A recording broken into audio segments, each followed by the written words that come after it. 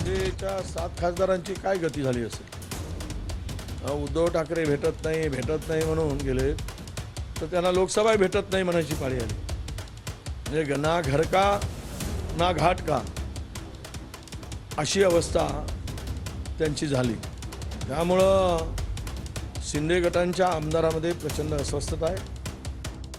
लोकसभा निवडणुकीच्या पार्श्वभूमीवर राज्याच्या राजकारणात फोडाफोडीचे राजकारण सुरू आहे. त्यातच शिंदे गट व ठाकरे गट यांच्यात नेत्यांच्या पळवापळवीचे राजकारण चांगलेच रंगत आहे. लोकसभा निवडणुकांपूर्वी राजकीय वर्तुळात अनेक उलथापालथी पाहायला मिळणार आहे. एकनाथ शिंदे यांनी बंड केल्यानंतर अनेक आमदारांनी उद्धव ठाकरेंची साथ सोडत एकनाथ शिंदे सोबत जाण्याचा निर्णय घेतला. मात्र आता लोकसभा निवडणुकीत त्याच खासदारांचा पत्ता कट झाल्याचे चित्र आहे. यावरून विधानसभेचे विरोधी पक्षनेते विजय वडेट्टीवार यांनी शिंदेचे 7 खासदार उद्धव ठाकरेंच्या संपर्कात असल्याचा मोठा दावा केला आहे. लोकसभा निवडणुकीच्या पार्श्वभूमीवर विजय वडेट्टीवार यांच्या दाव्याने राजकारणात नवा ट्विस्ट निर्माण झालाय. विजय वडेट्टीवार म्हणाले की शिंदेच्या 7 खासदारांची काय गत झाली. उद्धव ठाकरे भेटत नव्हते म्हणणाऱ्यांना आता जागाही भेटत नाही. निम्मे खासदार उद्धव ठाकरेंशी संपर्कात आहेत असा दावा त्यांनी केला आहे. शिंदे आणि अजित पवार गटही यामुळे गोंधळले आहे. भाजपचीही दमछाक होत आहे. इंडिया आघाडी भाजपचे सत्तेचे स्वप्न धुळीस मिळवेल असा विश्वास त्यांनी यावेळी व्यक्त केला आहे.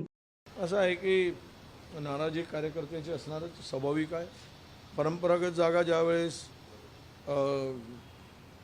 जातोय किंवा दुसऱ्या पक्षाच्या वाट्याला जाते त्यावेळेस सर्वात सुरुवातीलाच थोडी नाराजी असते.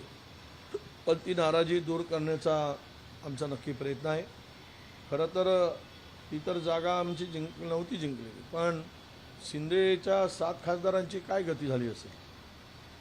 उद्धव ठाकरे भेटत नाही म्हणून गेले, तर त्यांना लोकसभा भेटत नाही म्हणायची पाळी आली.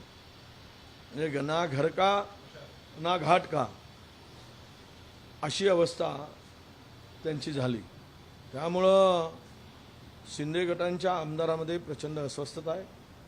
आता आमच्या माहितीप्रमाणे निम्मे आमदार शिंदे गटांचे उद्धवसाहेब ठाकरेशी संपर्क करत आहेत अशी माहिती आता आमच्याकडे पोहोचलेली आहे.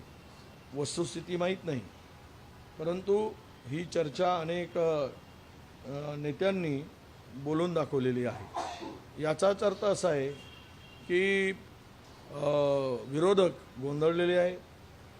खुद्द शिंदे गट गोंधळलेला आहे, अजितदादा गट गोंधळलेला आहे आणि भाजपाची अनेक ठिकाणी उमेदवारांच्या निवडी संदर्भात दमछाक झालेली आहे. परेशान झाले की आता इथे कोणता उमेदवार देऊ, कारण ज्याचं नाव घेतो तो पडण्याच्याच तयारीत आहे. म्हणजे म्हणजे पळून जाण्यात नाही, पडण्यामध्ये म्हणजे हारण्याच्या तयारीत दिसतोय. तर अशा स्थितीत भाजपाची सुद्धा अत्यंत दमछाक होते आहे. आणि मला वाटतं या सगळ्या परिस्थितीमध्ये इंडिया आघाडी महाराष्ट्रात दिल्लीश्वराचे आणि भाजपाचे सत्तेचे स्वप्न या महाराष्ट्राच्या मातीतून संपेल असा मला विश्वास आहे. शिवसत्ता टाइम्स न्यूज ब्युरो, नागपूर. दे धडक बेधडक वृत्त देणाऱ्या आपल्या शिवसत्ता टाइम्स न्यूज चॅनलला लाल बटन दाबून सबस्क्राईब करा आणि बेल आयकॉनला क्लिक करायला विसरू नका.